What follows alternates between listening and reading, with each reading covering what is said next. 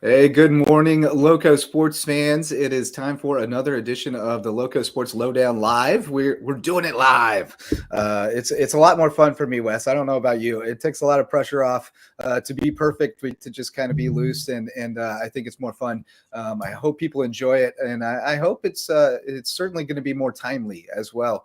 Because we can get on here and we can talk about literally what we did last night, what we saw last night, what's going on, and really get people up to speed in a hurry. So let's do that now. I know you got. I am. My wife is traveling this weekend, so I'm on single dad. You play in zone defense over here, so I haven't been able to get out to too many events. Although I did get to that battery kill in that Christian game the other night where a little controversy spun up. Which was interesting. It's provided some interesting discussion on Twitter. Certainly some lessons to be learned, and that's what we're really all out here to do is, play these games, compete, and learn lessons from them and get better. So certainly, Hunter Smith from Battery Creek, I know he had a momentary lapse, and some people have been pretty harsh, and I think that's out of line. He made a bad play. He made a bad decision in the moment. I think he would say that too. And, clear heads prevailed and we go on. But certainly it's been interesting and that's gotten a lot of traction over on Twitter. So if you know what we're talking about, go check it out. You're in the minority. But Wes, you got to, on a brighter note, you got to a great lacrosse game last night. I mean, not a great game necessarily, but a great performance for your Seahawks. The girls lacrosse team is looking good over there. Yeah, that was actually a win for Hilton High girls lacrosse. Dominant fashion. Grew together a pretty big lead quickly in that game.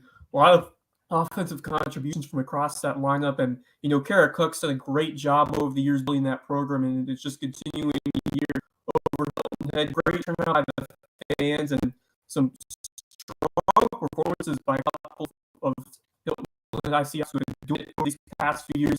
As I pull up the stats now here.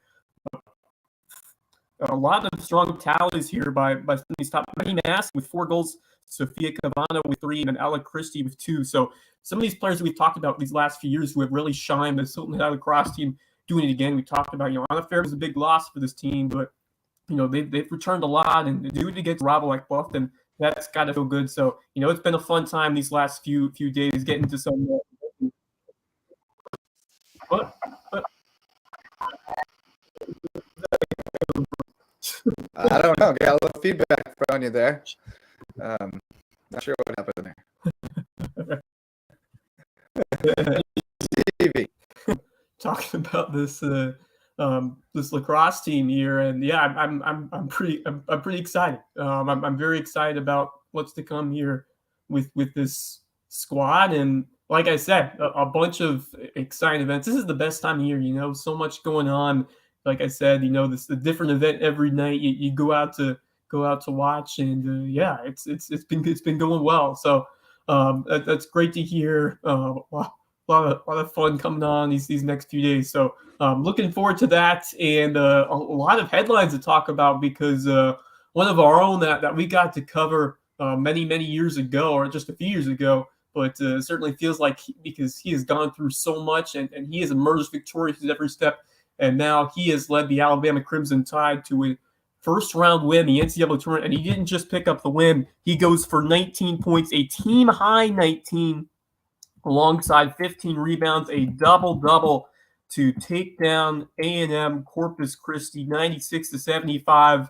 And he is earning well-deserved notoriety from the college basketball world for what he has done. And what a cool experience this is for us, to be able to have tracked him for this long, follow his career, and now he is blowing up social media. He is putting in big minutes and a big performance to start this NCAA tournament run for Alabama. Yeah, I had a perma smile last night, just scrolling through and seeing all the love for Nick Pringle on Twitter from like national college basketball writers. I mean, no one deserves this moment in the spotlight more than him. He's worked so hard to get there. I was just writing a column last night. I'm looking for a photo to go with it to post it, but writing a column just about how far he's come in like you said, it feels like an eternity because that state championship game was like the last thing we covered before COVID, the last big thing. And so it feels like another lifetime that he was at Whale Branch, but it's only been 3 years, and the mountain he's climbed to get there has been really incredible, really impressive, really inspiring. And I texted him this morning and said, I'm proud of you every day. It's really amazing to see what he's done, and he's got great things ahead. He keeps his head above the water and above the fray, and keeps his nose to the grind. And even when he was playing very few minutes early in the season, he was the biggest cheerleader on the bench. He was in the best place. And that told me a lot early on that he was going to be able to fight through it. And it's just great to see him get his opportunities to shine. The efficiency from the field, 8 for 10. I mean, he's been showing that all year, how he'd be able to put himself in good spots and in strong positions to make buckets. But then the rebounding, 5 offensive boards alongside those 10 rebounds on the defensive side. And he has just really risen to the occasion when he's gotten the minutes. I mean, as you said, rode the bench for the majority of that first half of the season, but, he learned a lot from being in practice, just being that sponge, absorbing information from those top guys and just, amping up that effort as the season has gone along. And now he's become a heck of a role player off the bench. And I expect him to get those, well-earned minutes as we go further here in this NCAA tournament. Going up next here late night, 9:40, or I believe that start time for round 2 against Maryland. I expect that to be a dogfight against the Terrapins team that I thought impressed against West Virginia. They were down, I believe, 10-13 at halftime, rallied to come back to knock off the Mountaineers. So, going to be from this point on, every game is going to be a challenge in the NCAA tournament. You're going against a great team every time, and you got to be on your best game. And I'm sure Nick Pringle's, he's going to instill that mentality within his teammates. And just so cool to see him go on this run and to see him get a shout out from John Rothstein, one of the biggest Twitter accounts in college basketball, and the hard hat or whatever he got after the game. Yeah. What a nice, that was a special kind of capper on an incredible day, an incredible performance for Pringle. And man, we're his biggest fans down here in the Loco. We're supporting him, and just to follow a career full circle like that is just so rewarding for me and for us here at Loco Sports. Yeah, no question. And to tie it together, we got our Loco Hoops Tournament Challenge going on. Our guy from Hampton County, Jut on Twitter, Justin C., he's on top right now, along with the answer key, which I believe is Chris Gay. And then we got Jimmy Searson in 3rd. I'm hanging in there in 4th, along with Rochester, and not sure who T. Rich is. And then we got James Dennison and Josh Patterson. Wes, tough go for you yesterday, buddy. You're down there toward the bottom. Yeah. Gonna have to rally on day 2. A long way to go. Long way to go. Long way to go. Lots of upsets left out there. You're keeping your Final Four teams intact. That's because you get the absolutely. But yeah, we had a couple perfect ones. I mean, midway through the day, I think we had some brackets that stayed perfect for a while. For quite a while, yeah. Like Arizona messed everybody up. A little over 600 perfect brackets remaining. Which is it's crazy. After the I didn't expect these so high after all those upsets. Yeah, no kidding. Well, to shift gears to, our next big national stage event that we're going to be talking about next month, the Heritage announced a number of commitments yesterday. 5 of the top 10 players in the world. We've been telling everybody this is going to be the best field we've ever seen at Harbortown, and it's coming home to roost now with 5 of the top 10. So, who are you adding out of these guys? Who are you adding to your short list of guys who can take the Tartan bracket? What a strong addition to the field. I mean, this was what I expected after what we saw. I mean, going back to 2020 and the second event out of the restart, and it's just getting bigger and bigger every time now. And it's just really impressive to see how this continues to grow. And now we get 5 more of the top 10 committing to the RBC Heritage, including Rory McIlroy, who just won the CJ Cup back in October. So he gets to come back here to Loco, not defend his title, but I guess defend his reign here in the Lowcountry after winning last fall. But Patrick Cantley, who just came up short against Jordan Spieth in that playoff, he's probably going to be hungry to try to get back there and win it. A terrific display last year. He was my pick to win it, I believe. Just coming up short. Max Homa, that's a name that has gained a lot of traction over the last year or so. He's continued to elevate his play, going into the top 10. So that's another name to keep an eye on. Xander Schauffele and Will Zalatoris great to see Zalatoris play this year. I believe he didn't play last year, but I remember the first year he came, or the first year kind of when he soared to prominence after that number 2 finish in the Masters.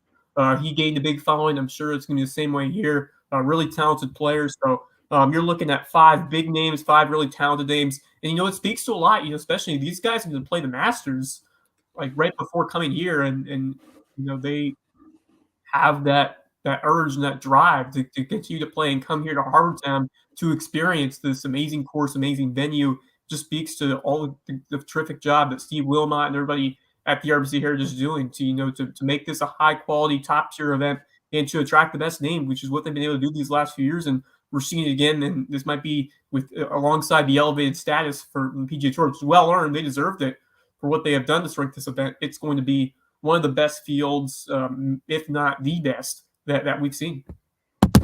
Yeah, I mean, this certainly is exciting. Ticket sales are going to go up. It's going to take off after this. If there are any doubters about what the elevated status and the elevated purse we're going to do, people are definitely going to come down from Augusta. They're coming to play. So it's very exciting. Looking forward to that very much. And like you said, we're less than a month away now. It's April 10th through the 16th, but golf starts on the 13th. Going to be good stuff. But we've got a very special guest waiting in the wings. So we're going to get him in here. He's the star of the May River Boys lacrosse team. He's headed to Florida Tech next year. He's going to be a hell of an engineer someday. And he's also a National Merit Scholar. It's Brooks van Esselstyn.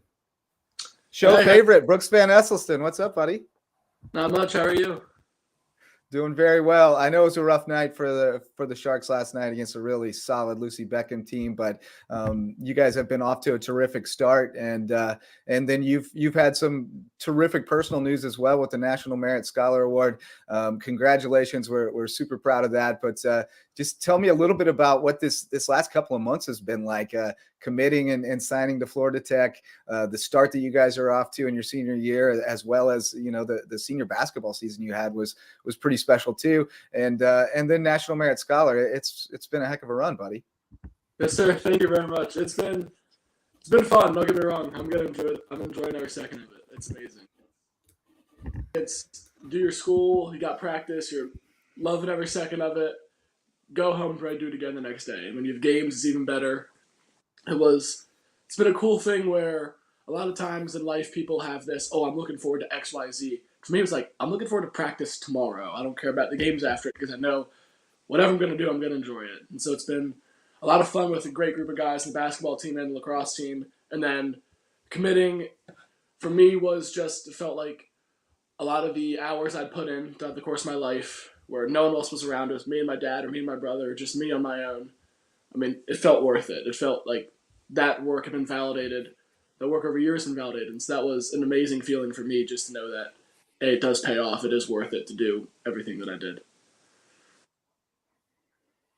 It's got to been a whirlwind for you these last 2 months. All this hard work that you've done in the classroom, on the field, now it's all starting to come into fruition and pay off for you as you get ready to eye your next step. And you made another big achievement with this incredible honor to be named a National Merit Scholar. That is not easy at all to do. So congratulations.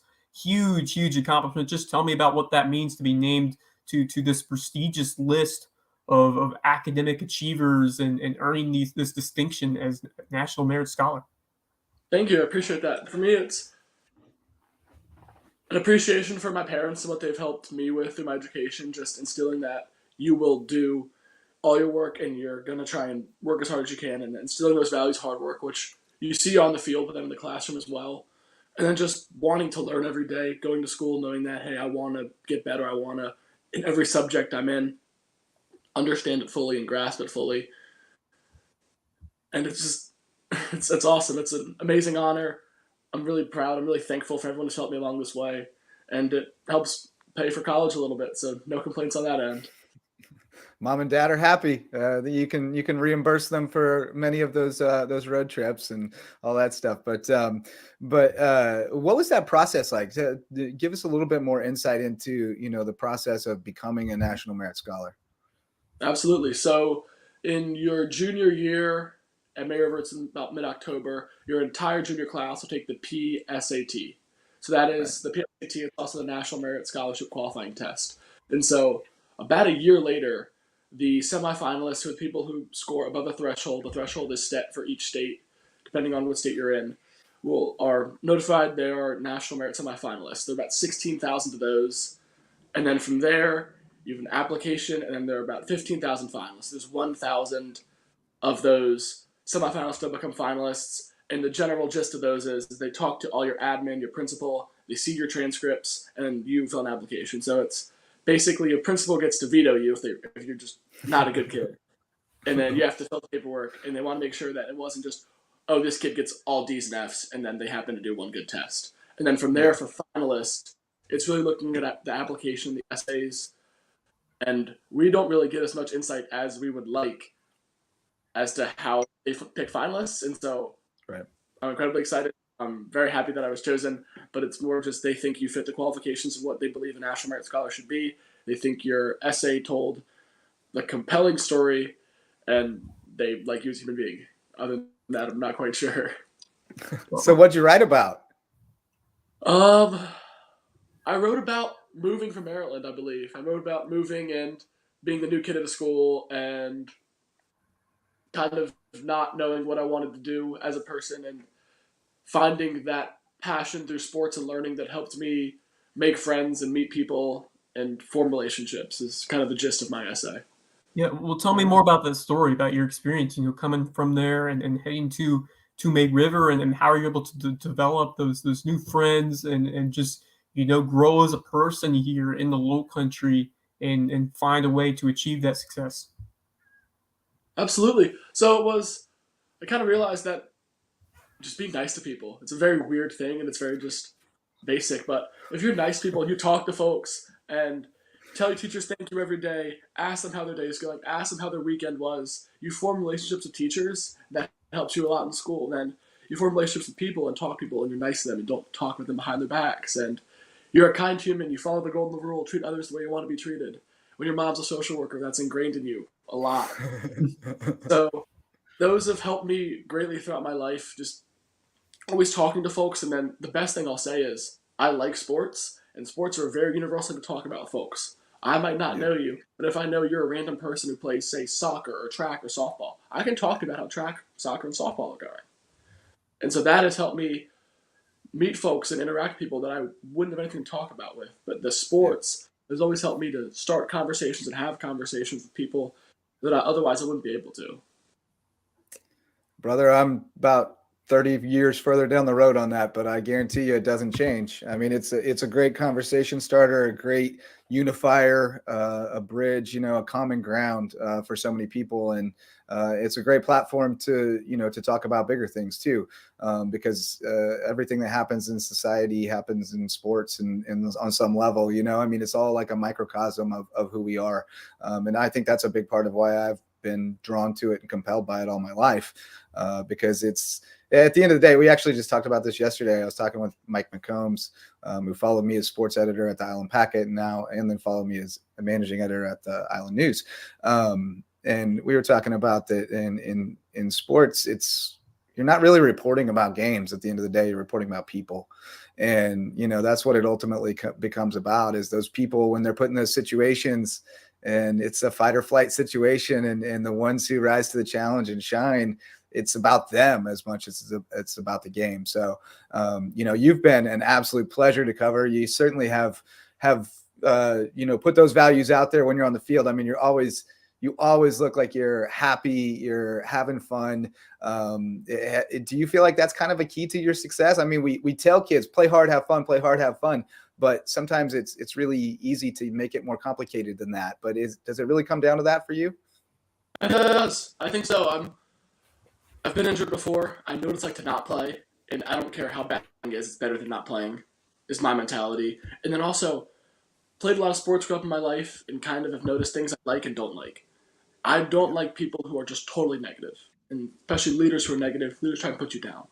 And so I'm not great at it. I'm not perfect at it by any means, but I always try and be the person that's, hey, we're going to try and be positive to our teammates. We're going to try and help them in any way we can so that when they go out in the field, they feel supported by their teammates and they're not worried about making mistakes. It's not what if I make a mistake? Then you start thinking about the mistake. You start messing up. It's I'm gonna go do this as hard as I can. And I feel like when you're nice to people and people are supportive of you, it helps make that environment more positive.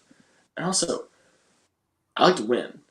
And so if I realize that helps winning, I'm gonna do whatever it is. And so if that's being positive to my teammates, I'll be positive to my teammates. I'll be nice. Like anything that helps winning, I will do. And I found that being positive helps winning. So 100%. Absolutely. Followers Yeah, are a representation of their leaders, and positivity is key, and we see that throughout sports and throughout life. If your leaders are positive and upbeat, the people following you are going to follow those same mentalities, and we see that with you and with your teammates as well. And what a terrific season you had on the basketball court. Really special senior year for you. I mean, the gritty plays, the hustle that we see from you sometimes doesn't show up the box score, but you just find a way to make more plays than the opponents and just lay it out there. Just, take me through that special senior year on the court.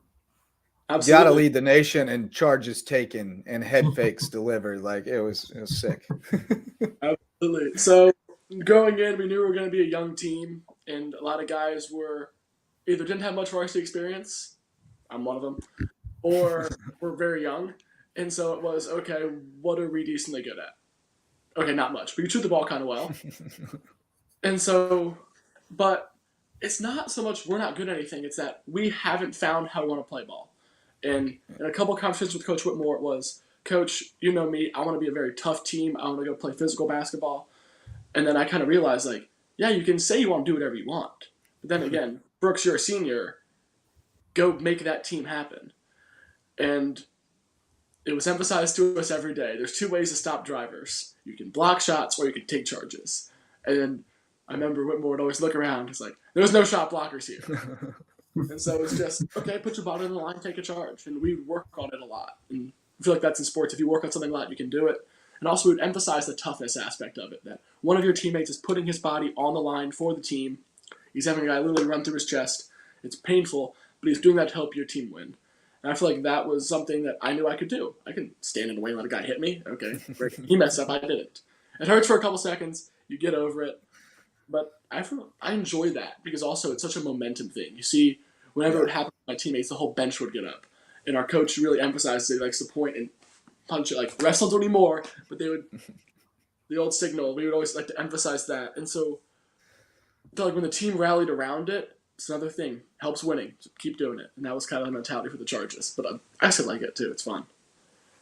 Yeah, I love it. I love the way you play every game. Like I said, just playing hard, having fun. And I love your positivity mindset, too, because, at the end of the day, I coach, young baseball players. And you got to be as much psychologist as coach most of the time. And, I saw it with Antoine Wade at Whale Branch in particular this season, like that. And with Roman Singleton at Estill, those guys who, if they got to get up in somebody, and they will at times, they always go make sure that they give them a pat on the shoulder, on the leg, tell them they love them, and just make sure that it ends on a positive note. Because, at the end of the day, we're putting ourselves in these situations, putting these kids in these situations to challenge ourselves. And if you're not failing at some time or another, you're not challenging yourself, and you're not giving yourself a chance to get better. So, the mistakes are a blessing. The lessons that you learn from them are how you get better. And that's the point of the whole thing. So, embrace the mistakes, but take them to heart and move on and keep playing. But, and you guys kind of have to do that now, because you took your lumps last night. First loss, right? Lucy Beckham got you. How do you now, as a leader, get the guys back up and pick up the pieces and try to go on another winning streak? Absolutely. Here's the conversation. Hey guys, happened. We lost. It's part of life. You move on from it. Here's what we can work on. Here's what we can take from this game that'll help us in our next games. And with us specifically, our next two games are very tough. Benedictine, who's always a good power out of Savannah, and Riverside, a pretty good team out of Greenville. So we're going to take the aspects that we did well. We were a very tough team, a very physical team. We took the game to them. We were the aggressors. We're going to keep that mentality going forward, and then we're going to execute better offensively. We're going to fight hard for ground balls. We're going to keep being that tough team, because being that tough team, being that aggressor, in a sport where a lot of very good players are very skill-based and not physically aggressive can help us a lot. And so that's the conversation. And also it's go get some revenge from some people. Some of these teams have been in the past. Some of these teams are perennial powers in the state. Okay, we're going to get some revenge. We're going to go be us, play this tough, fast-paced style that we like to be, and we're going to go done. And that's the conversation you have with your team. And then you go to the individual members of the team and you're like, hey, relax. Sometimes play good teams, we're really tense, and that doesn't help us. Just relax. So that's kind of knowing your personnel, knowing who you got to talk to. But the guys are good. They'll rebound. They're a great team. We have very good coaches, and they have these conversations with us, and they're awesome people. How much is communication key in lacrosse? We see it all the time, both boys and girls being able to talk amongst each other, both in the huddle and then while you're playing. How important is that to find success on the field? Oh, it's paramount. Specifically defensively, if defensive communication is big in basketball, it might be doubled in lacrosse. So in basketball terms, instead of so much helping adjacent and then rotating, we'll almost set someone who's going to go guard someone off a dodge, which you would call like a dribble penetration, effectively. So, but then we'll change how we do that and then how we recover off the person we left. And so all of that is communication, different calls. Specifically at May River, we'll have a lot of different ways we want to play defense, ways we want to help to the ball. But communication is everything. It's if I see a pattern in a certain player, I'll immediately communicate that to my teammates. They don't do that with me. And so a lot of our success is based on our ability to read things and adapt and then talk about them and effectively communicate those ideas to one another. And that's a skill we work on a lot is we need to have clear, concise communication and clear, concise calls that we all know. So instead of saying, we're going to go this way, that way, no, we have one syllable call that we all know, and then we execute that call. So communication is paramount, and that's why I like basketball as well, because that basketball defense, May River really sitting in the 2-3, being able to talk to guys, is the same thing as playing defense in lacrosse or playing offense. And that communication is so important. Also, we have live subbing like hockey, so anyone can run on and off instantaneously. And so communicating, I'm the first guy, I'm the second guy, I'm the third guy, and then what our jobs are going to be as soon as we go on the field helps us play fast like we want to do. Because if we have to take a 5-second delay and figure out what's going on, then our advantage in the fast break is gone. Our time when the defense, we're subbing and they're on their toes because they're trying to match up is gone. So that communication saves us that little bit of time.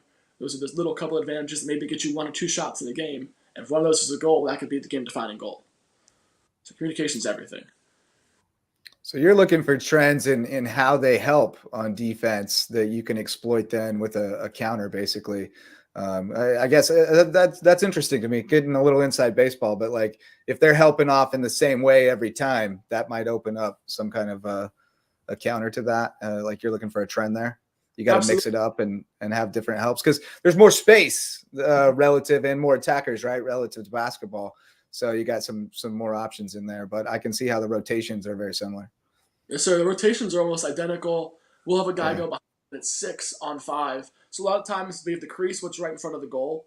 And so they'll put a guy on the crease and they'll call it slide as the help. So they'll slide off the crease. So that leaves the crease guy open, but good teams will have a second defender who helps down on the crease. So you can run, basically do one of two things. You can, as you dodge dribble penetration, you can move the crease. Think, as I dribble drive, my post pops to the high post out of the low post. So that way that rotation, either it puts the guy rotating or guy sliding into a bind, whereas I'm not going to help the ball. And if so, the has to know the crease moved. So over an actions out of that. And then what you can also do is you have to notice if they don't, I mean, obviously if the guy helps and no one goes and guards the guy he helped from, you pass it inside. But then if they slide a 2, there's skip passes, same as basketball, where you find open. Because at some point, doubling somebody, so if I dodge and pass is on me and someone slides to me, someone is open on the field. But we call it hitting singles. Throw the ball to someone ahead of you, just straight ahead, and let them make the read. So the double team person making the read, but the next person head's making the read. So that's a lot of things we emphasize. So that just comes with playing the game for a long time. But yes, it is very much inside baseball. It's similar to basketball in that way, where helps, defensive rotations are super important. Even like bunt defense in a lot of ways. A little replace baseball. Bunt. I've watched so much bunt defense practice over the course of time. Well, there are some teams that need to practice it more. Enough bunt defense. Yeah, some of these it's cool. I mean, you have the similarities between the two sports that kind of feed off each other, and being a good basketball player makes you a better lacrosse player, and vice versa. So that's really cool. And speaking of your training conditioning, what have you done both with your team and individually that has kept you in condition? So we always will have condition during practice, and then personally myself, I was kind of given by an older coach who's known me for a while an old school sprint interval program, and it's a lot of sprints and times. And so do that on my own for the summer, and then going into the season, I went with my teammates at about 7 a.m. on the track, and we would go run these sprint intervals. And I think that's helped us a good bit stay in shape. We knew we wanted to play in this fast-paced style. And so going to the season, we built with these sprints, and then in practice, we run sprints a lot. And a lot of the drills we do are also fast-paced. We're sprinting in drills. So it's not so much, okay, we walk around for practice, and then, okay, we'll go run our 5-minute sprints at the end. Our drills are fast. Our drills are fast-paced. They represent how we want to play and situations we're going to put ourselves in as we play fast. And then we're going to go at the end and run some sprints as well, just to make sure that you have that physical conditioning we want. Yeah, so important. Play the way you want to, or practice the way you want to play. And if you want to play fast, you got to practice fast because you can't speed it up. And that's every sport, man. Baseball, if you try to, sleepwalk through, warm up, and then walk out there and turn it on, it doesn't work. You'll be on your heels and you'll be in trouble before you know it. So, well, hey man, we appreciate you giving up, half an hour or so of your day off from school today. And it's, it's our big day as Gingers. We get to get all the jokes today about leprechauns. I know you got some good ones from the Bluffton student section. They were giving you a hard time, but you seem to take it in stride. If you're talking about me, the guy who's averaging like 6 points a game, we're in a great spot. Amen. But we're brothers in arms today, fighting off the leprechaun jokes. I've already heard a couple, so good luck out there, and don't let them get you down. But we appreciate you, Brooks. Enjoy the rest of your day, and look forward to seeing what you do the rest of the way here, and following you down to Florida Tech, man. Thank you very much. I appreciate it. Have a great day, Mr. West. Like your shirt. All right, good times with Brooks van Esselstyn, one of the all-time greats that we've covered, I think, as far as personalities, combined with athletic ability and just the whole total package. He's a great kid, but enjoyed that. Let's take a quick break, Wes, and hear from our sponsors, and then we'll come back with some more headlines and results and our Loco shout-outs here on LowcoSports Lowdown Live. Hey, Loco sports fans. This podcast and all of our grassroots local sports content are made possible by support from community sponsors, including Mickelson Law Firm, the official real estate attorneys of Loco Sports, and the presenting sponsor of our Hilton Head Christian Academy coverage. Our original sponsors are still among our greatest supporters. Ryan and Tiffany Mickelson are community pillars who will be in your corner no matter your legal needs. When you need legal representation, call on the attorneys who support Team Loco. Call Mickelson Law Firm. Hospice Care of the Lowcountry, the official hospice provider of Loco Sports, and the only not-for-profit hospice in southern Beaufort County. For more than 30 years, the committed, compassionate staff at Hospice Care of the Lowcountry have been there to ensure your loved ones find comfort, honor, and dignity at the end of life. Because at Hospice Care of the Lowcountry, it's not about dying, it's about living. Homegrown Home Inspections, the official home inspectors of Loco Sports. Jan Lucas and his team provide thorough, detailed home inspections aimed to ensure everyone goes into the transaction with open eyes and confidence. Jan would rather reveal an inconvenient truth than look the other way and provide reassurances that could come back to burn the buyer in the long run. If you're looking to buy or sell a home and need an honest, reliable inspector, call on Homegrown Home Inspections, official sponsors of Loco Sports. DDS Web Design, official SEO experts of Loco Sports. If your business or organization has a website and you're trying to figure out what SEO is, you need to call on Denise and Dave Sinkovich at DDS Web Design. They'll provide a free consultation and do all the behind-the-scenes work to boost your search engine optimization and get your website found online so you can take your business to the next level. DDS Web Design, official SEO experts of Loco Sports. American Wood Reface, sustaining sponsors of Loco Sports. Does your kitchen need a facelift? Before you start picking out new cabinets, give Ben and the team at American Wood Reface a shot. They can reface your existing cabinets to overhaul your aesthetic without the hefty price tag and reimagine your kitchen at a price point you can manage. Be sure to tell them Loco sent you because every referral helps support Loco Sports. 4M Metals, sustaining sponsor of Loco Sports. Got metal? Your roof might need it. Metal roofing advantages include better energy efficiency, weather protection, longevity, a more aesthetically pleasing design, and the product is all green. So if you've been thinking about a new roof, go metal. Let 4M Metals be the difference in your roof. Jay's Barbershop. It's the talk of the town and the place to be in Ridgeland. If you need your ears lowered, head over to Jay's for a fresh cut and great conversation with good folks. And tell them Loco sent you. Local Pie, official pizza sponsor of Loco Sports. They sling some of the best pies in the Loco, and my kids say the mac and cheese is the best around. Hungry? Hit up Local Pie, longtime supporter of Loco Sports. Barefoot Floor Care of the Lowcountry, the official floor cleaners of LowcoSports.com. If your feet tell you your floors need cleaning, call on Barefoot Floor Care of the Lowcountry. They provide residential and commercial services, including cleaning carpet and area rugs, tile and grout, upholstery, curtains and drapes, mattresses, and more.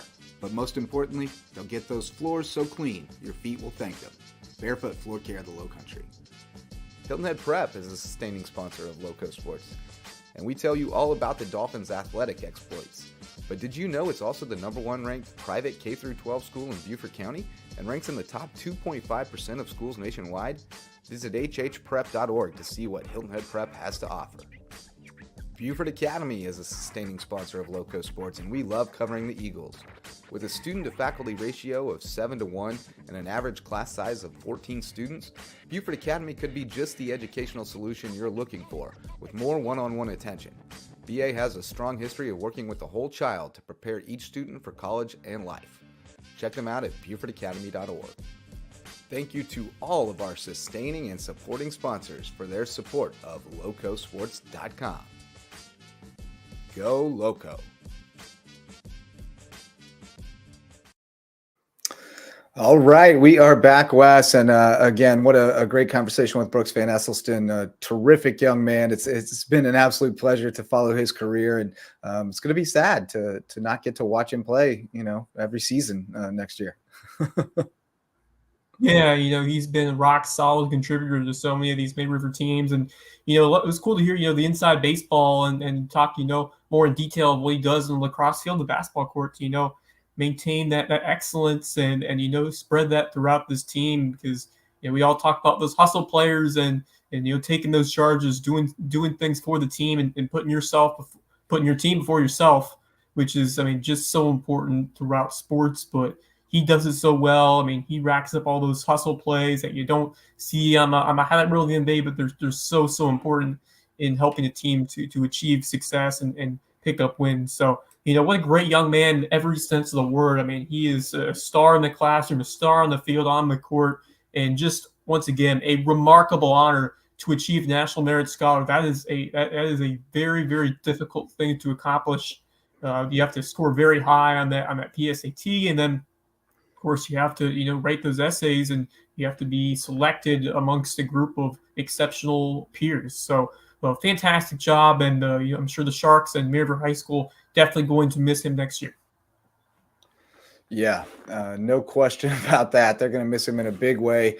Let's get back into our headlines here, Wes. We got a football commitment. Walker Nettles, one of the terrific offensive linemen, big dude for Colleton Prep, took them all the way to the state championship game in Skeeza 2A. He committed to Erskine College. That's an opportunity to continue his career and continue his academics as well. So as we've always said, the destination is not really what matters. It's just the opportunity to continue to improve yourself. And we've seen so many people who started out at humble destinations, including Nick Pringle, who we talked about earlier, who was twisting in the wind out in Dodge City for a year. And now he's, doing the on-court interview after Alabama wins their first round game in the NCAA tournament. So, wherever you start, it doesn't matter. It's where you finish. And great opportunity for Walker. He joins Hart Cushman's headed there too as well, right? So that's a couple good big Loco dudes to put on that offensive line.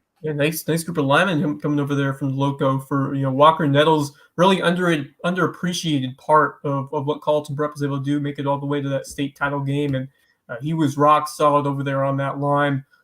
Paving the way for that great run game. Cole Davis, Caleb Davis, And, I assume he played both ways from what I remember. So what a great warrior he was, and well-deserved. And as we have echoed so many times on this podcast, it's not about, you can go D1, you can go D2, you can go D3, JUCO, NAIA, but it's all about, where you're trying to go in the future and giving yourself a shot to achieve that, get a good education, and be able to continue your career. And playing Division I, Division II, Division III, college athletics in general, that is a huge honor. Not everyone gets to do it, and making it to that point is a tremendous honor. So congratulations to Walker. Certainly an enormous part of why College and Prep was able to get all the way to Charleston Southern last season, and he is going to do great things at Erskine. And great to see. We see in SC State, get to see another school where we get some Loco guys teaming up over there. So I'm excited to see that happen as well. Yeah, they've done a good job of recruiting this area for a while now. They've always had Whale Branch guys on the roster, and yeah, they do a good job of getting down here. It's a good option for a lot of people, and it's again the opportunity to continue on. And I think there's a lot to be said too for just being a collegiate student athlete, and the level of responsibility and time management that it requires prepares you very well for life after college. So. Yeah, absolutely. And talking a little USCB, I know you were out at the Shark Park the other day. It was a tough day for softball, but baseball got back on track, beat St. Andrews 12-6. So that's a good sign. We got home games this weekend? No, both teams are on the road. Softball is at Flagler, and so for USC baseball, they are also on the road. So a couple of tests away from home for both these teams. Baseball is at Georgia Southwestern, so a couple of Peach Belt road series for both these teams. But softball competed hard against a very, very good North Greenville team. That team, I believe they're batting over 350 as a team, which is just insane. So, but Emily Williams did a great job in the circle in Game 2, kept the Sand Sharks in it. Just the hits couldn't come in timely spots. They got runners on base, just unable to bring enough from home. Lost 7-1 Game 1. They left the bases loaded. The bases loaded, nobody out in the first inning, and they could not score. That was kind of a dagger there. You got to take advantage. You got all those runners on, ducks on the pond like that. So tough one there for softball. But baseball, nice winner for St. Andrews, former NAIA foe, and those teams have played a lot throughout the years. So a nice rivalry there, continuing here in this transition to the Peach Belt for USCB. But a couple strong performances at the plate. Wesley Ambrose going 3 for 4 with an RBI. Julian Glasses, who has really looked the part of center field, both defensively and at the plate, he went 2 for 5. And Hunter Miller, sensational freshman, also picking up Kerr. So love what I'm seeing from some of this young talent and the speed and the pop off the bat of Wesley Ambrose. You can put him anywhere in the lineup. And also he's become a strong infielder at second as well. But, a strong facet of skills for him, and really excited what he's going to do. And the pitching is certainly starting to grow. Scott Matthews had a strong outing. He struck out 4 throughout 3 innings of work, so a very, very nice start for him. Only went 3, but you're trying to keep your arms fresh in a midweek game like that. And excellent performance as well from Josh Patterson, going 2 innings, striking out 3 and allowing no hits or walks. So flawless 2 innings of work from Patterson, and then Christian Donaldson finished it up. So lots of depth on display for USB pitching. That's going to be huge going forward, especially when you get into tournament play. But I think this team, you'll start to figure it out. But I think the telling sign is going to be how they play, how they're able to fare in these Peach Belt Conference series, and then gain that experience of playing some of these top teams, just like Camden Midgen said last week, as we get ready for the opportunities ahead and the chance to participate in the postseason. Yeah, it's good times. So we're getting down to it here, and it's exciting stuff. Sorry, I lost my window. I got sidetracked there. Too many windows open. But I was trying to look back at some of the results since we last talked on Tuesday, and just getting a feel for some of the teams that are playing well. Bridges Prep boys soccer's one that we haven't talked about a lot. They're still undefeated. They did have one tie with Beaufort Academy, but they are playing really good soccer. Bruce Merriquin does a really good job over there in a low key role. low profile role, I should say. That May River baseball team still looking really good. I'm excited to see them get into region play. I think that region is going to be terrific. I think the softball region at the top is going to be pretty good too. Colleton, Bluffton, May River should be right there in the mix. They've got some really good players. So I think that's going to be fun, but we need to get into our teams and players, our Loco shout outs. Sorry, I'm sidetracked and getting distracted. And you get to go first. So who you shouting out this week or today, I guess, for the second time? Yeah. For today, our Loco shout outs from these last few days of action, and a lot going on as we continue to delve deeper into this Loco sports spring season. For my player, I am going to go with the great Kylie Rast, who continues her excellent season over there on the softball diamond, and we've got a lot of talent, and she has been absolutely killing it out there. So great to see Rast continuing to step it up over here on the softball diamond, and trying to pull up the stats now, but she was electric in her last outing. 14 strikeouts for Buford's Kylie Rast. No hit performance against Philip Simmons, 10-0. So that's a region game, so to dominate like that against the Iron Horses in a big-time region affair like that is a tremendous accomplishment. So fantastic job there for Kylie Rast and the Beaufort High softball Eagles. So congrats over there. And then, Hilton High, boys and girls softball getting nice shutout wins over Colleton County. Girls 7-0 and boys 4-0. So got to spread some love there for my Seahawks. And then Beaver High baseball with a nice 6-5 win and a walk-off over Philip Simmons. So that's a big region victory for the Eagles. I mean, how can you count out Beaufort baseball after what we've seen in football field, basketball court? Those guys just know how to win. They're hungry. They're scrappy, and just really a fun group to watch. And I expect them to find a way to go deep in that postseason.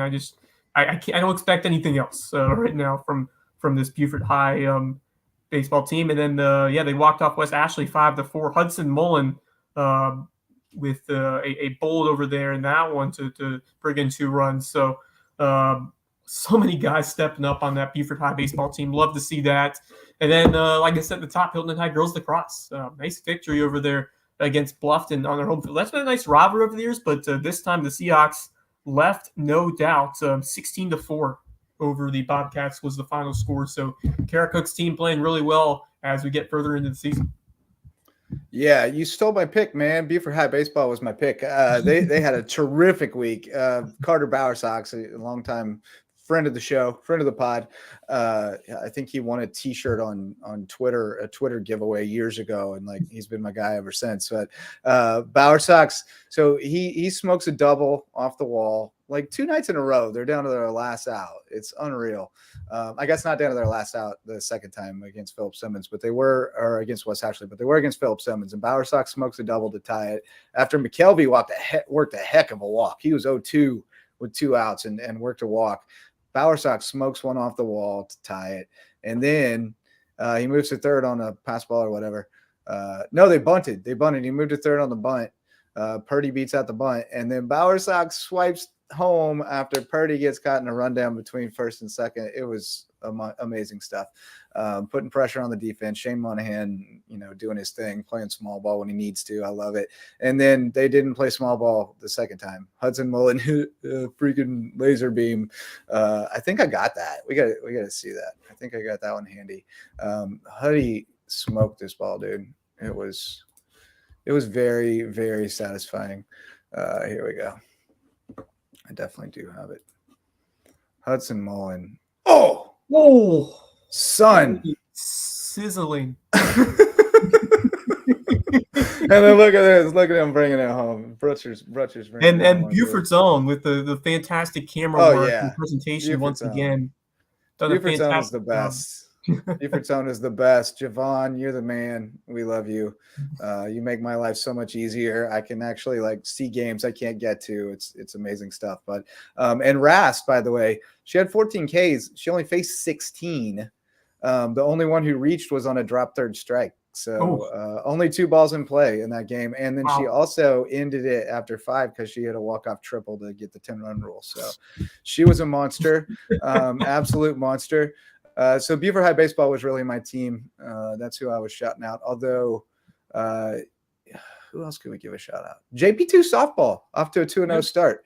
Beat up on Hilton Head High, beat Edisto.